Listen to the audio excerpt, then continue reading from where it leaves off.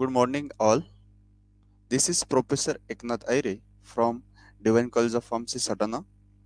Dear students, today we are going to discuss very new chapter, which is Consumer Protection Act 1986. Okay, तर आज आपल्याला बघायचे ग्राहक संरक्षण कायदा 1986.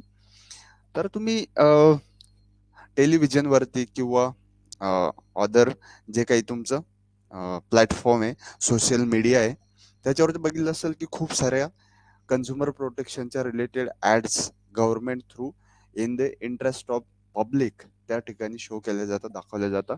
आणि त्याच्यामध्ये एक फेवरेट स्लोगन तुम्ही आजपर्यंत बघितलं असेल की जागो ग्राहक जागो.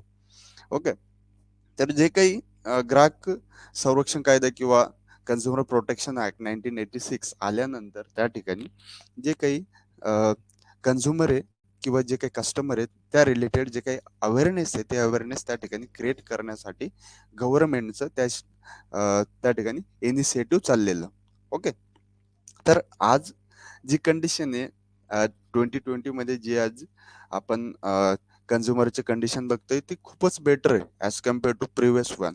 और प्रिव्हियस जे काही 10 इयर्स किंवा 20 इयर्स होते त्या इयर्समध्ये तुम्ही जर समजा ऑब्झर्व केलं तर त्या ठिकाणी ग्राहकांची फसवणूक खूप मोठ्या प्रमाणावर केली जायची. ओके, मग ते ऑनलाईन असो किंवा ऑफलाईन असो त्या ठिकाणी ग्राहक ग्राहक इझिली त्या ठिकाणी फसवलं जायचं. जे पण काही त्या ठिकाणी व्यापारी असतील किंवा जे काही दुकानदार असतील तर त्या रिलेटेड त्या ग्राहकांना त्या ठिकाणी संरक्षण किंवा प्रोटेक्शन प्रोव्हाइड करण्यासाठी गव्हर्नमेंटने हे जे काही ऍक्ट आहे कन्झ्युमर प्रोटेक्शन ऍक्ट त्या ठिकाणी लागू करण्यात आलं. ओके, तर आपण जरा अंडरस्टँड करून घेऊ की हे ऍक्ट नेमकं काय आहे, ह्या ऍक्ट मध्ये काय काय आपण करू शकतो. तर ते आपण या ठिकाणी डिटेलमध्ये डिस्कस करणार आहे. So let's start with this beautiful chapter. Okay, so first of all we will see the introduction part.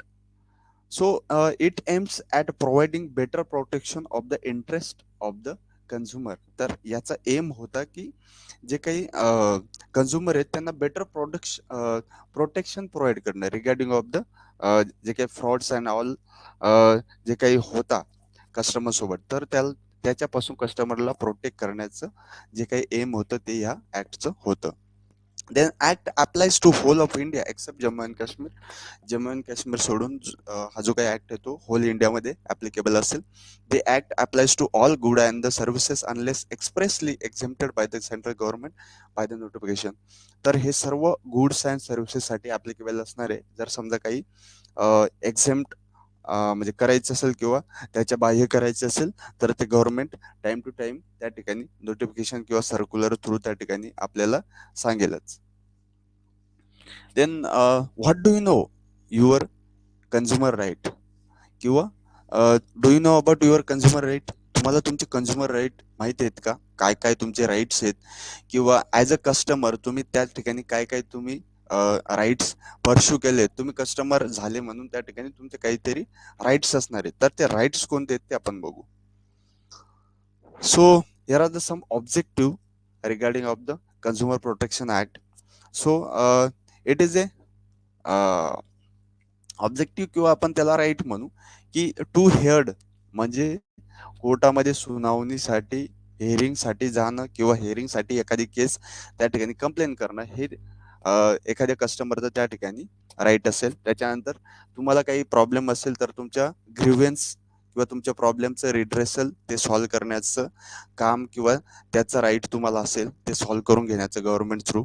त्याच्यानंतर तुम्हाला एखादी इन्फॉर्मेशन पाहिजे असेल regarding of this consumer and all तर तुम्हाला ती इन्फॉर्मेशन त्या ठिकाणी मिळवण्याचा अधिकार असेल. एखादी गोष्ट चूज करण्याचा अधिकार असेल तुम्हाला.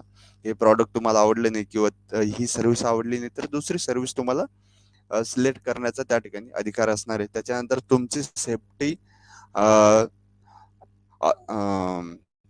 सेफ्टी कन्फर्म करण्याचा किंवा तुमची सेफ्टी अश्युअर करण्याचा तुम्हाला अधिकार असेल.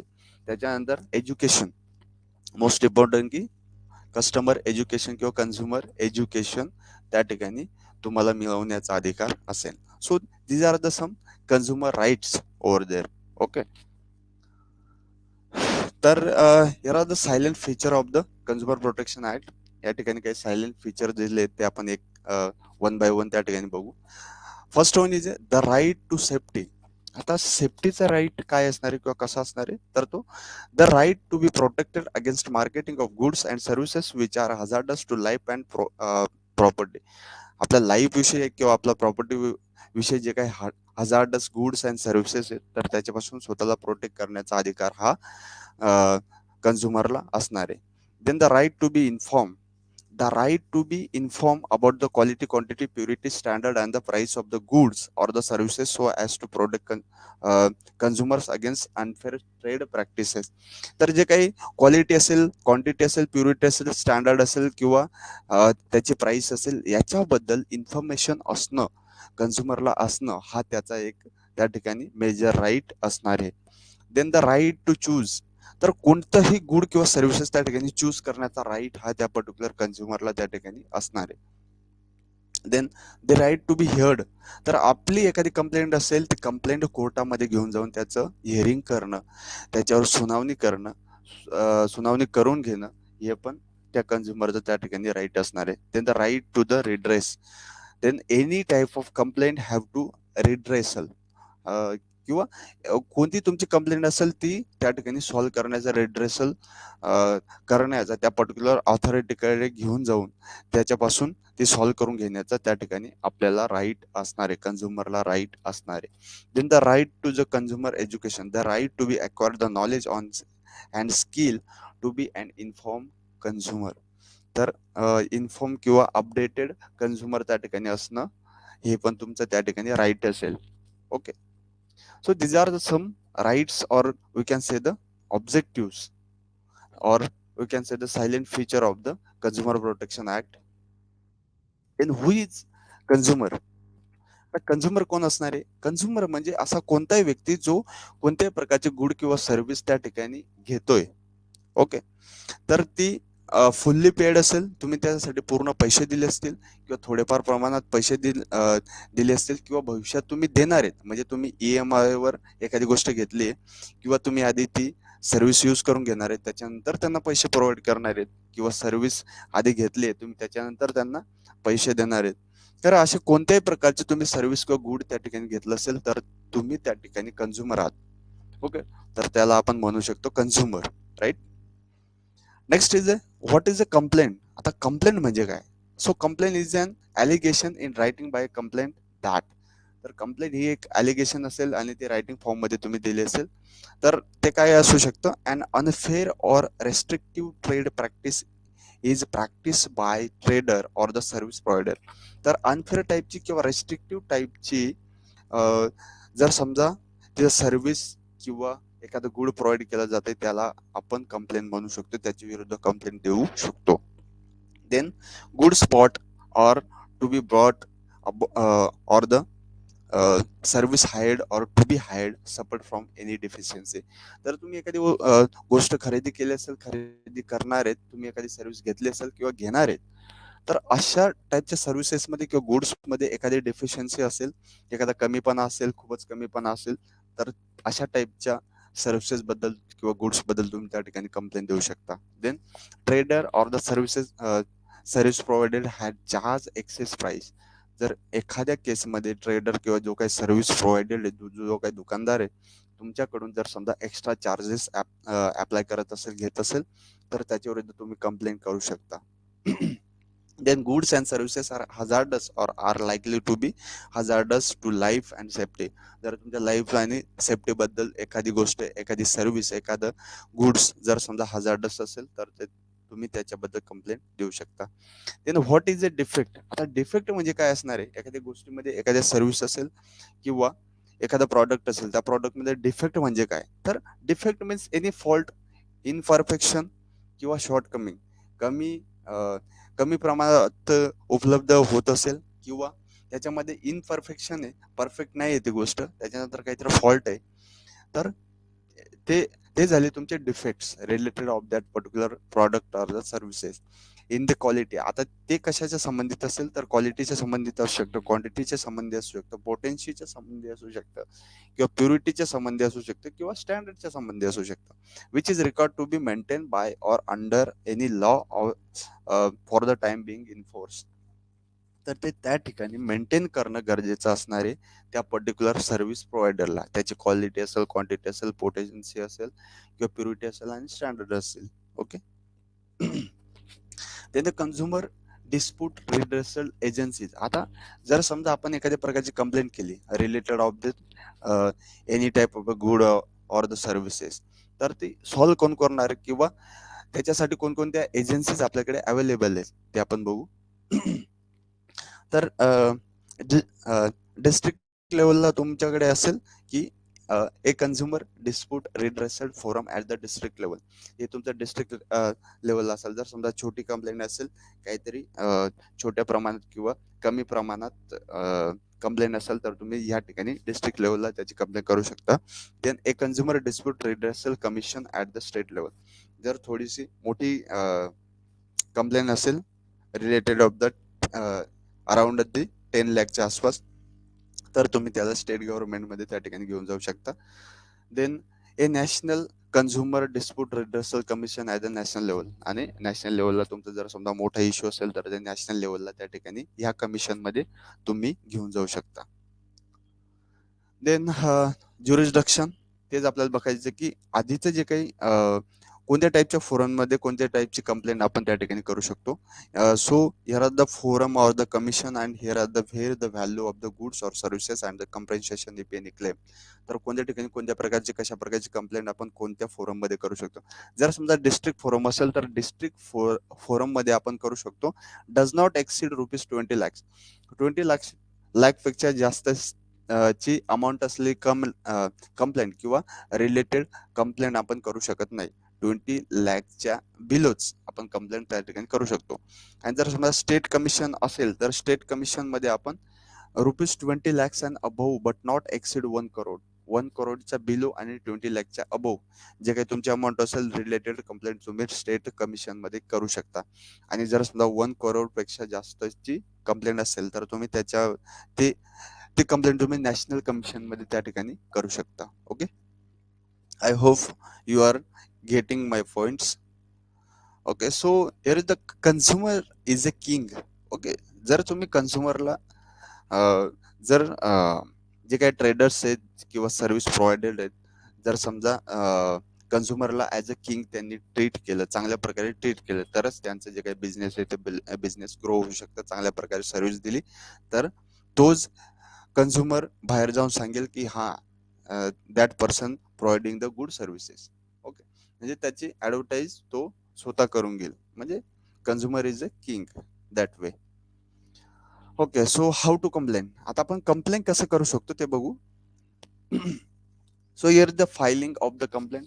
आता आपल्याला कंप्लेंट फाईल करायची आहे. आपण ती कशी फाईल करणार आहे. Complaint may be filed by. आता कंप्लेंट आपण कसं फाईल करू शकतो किंवा कोण फाईल करू शकतो. The consumer to whom the goods are sold or the services are provided. तर असा कन्झ्युमर ज्याने गुड्स घेतलेत किंवा सर्व्हिस एखादी घेतली. Then any recognise consumer association किंवा एनी रिकग्नाइज कन्झ्युमर असोसिएशन त्या ठिकाणी कंप्लेंट देऊ शकतं. Then one or more consumers with same interest. एकापेक्षा जास्त जे काही कन्झ्युमर असतील, सेम प्रकारचा इश्यू झाला असेल, त्याच्यावरती ते कंप्लेंट देऊ शकता. Then the central government or state government. त्याच्यानंतर स्टेट गव्हर्नमेंट किंवा सेंट्रल गव्हर्नमेंट पण त्याच्यावरती कंप्लेंट टाकू शकतं की this is unfair practices are going on likewise. Okay. Then filing of the complaints. आता कंप्लेंट्स फाईल करण्यासाठी त्या ठिकाणी काहीतरी नॉमिनल फीज असणारी ती फीज आपल्याला पे करणं गरजेचं असेल.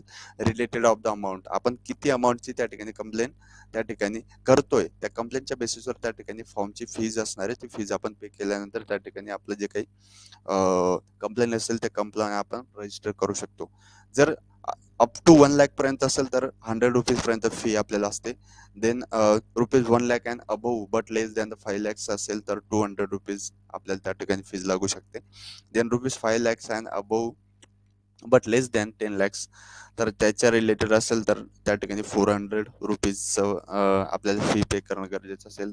Then ₹10 lakh and above but less than ₹20 lakh असेल तर आपण ₹500 त्या ठिकाणी फीज भरून आपली कंप्लेंट रजिस्टर करू शकतो. तर ही फीज आपल्याला भरावी लागते डीडीच्या फॉर्ममध्ये, डिमांड ड्राफ्टच्या फॉर्ममध्ये, कोणत्याही नॅशनलाइज बँकमध्ये.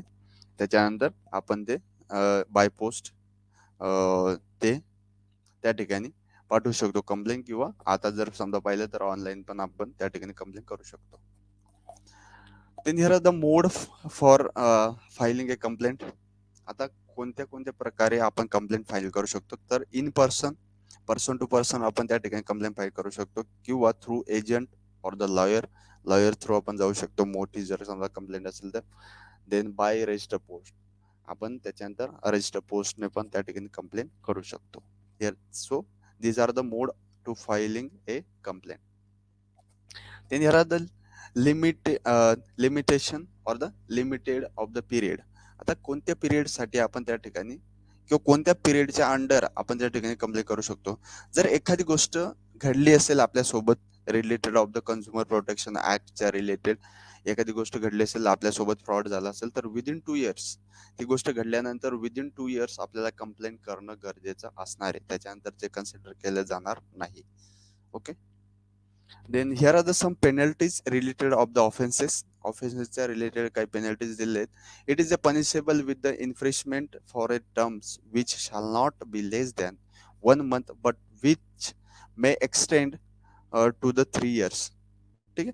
तर एका महिन्यापेक्षा कमी प्रमाणात त्या ठिकाणी जेल त्याला होणार नाही, तर एका महिन्यापेक्षा जास्तच होईल, किंवा ते अप टू 3 इयर्स पर्यंत पण एक्सटेंड होऊ शकतात. Then fine which shall not be less than ₹2,000 but which may extend to the ₹10,000. तर 2,000 पासून तर 10,000 पर्यंत त्याचं फाईन होऊ शकतो, किंवा दोघं fine as well as the infringement, दोघं प्रकारची शिक्षा त्याला होऊ शकते. So these are the penalties related of the offences. जर काही ऑफेन्स घडला असेल आणि त्याच्यामध्ये ते सर्व्हिस प्रोव्हायडर गिल्टी सापडलं असेल, तर त्याला त्या ठिकाणी या प्रकारची शिक्षा होऊ शकते. So with this note, thank you so much for being here. I hope all of you understand. तर हे होतं आपलं कन्झ्युमर प्रोटेक्शन ऍक्ट, ते आपण या ठिकाणी डिस्कस केलं. रिमेनिंग चॅप्टर आपण पुढच्या लेक्चरमध्ये बघू. So thank you so much for being here. Thank you.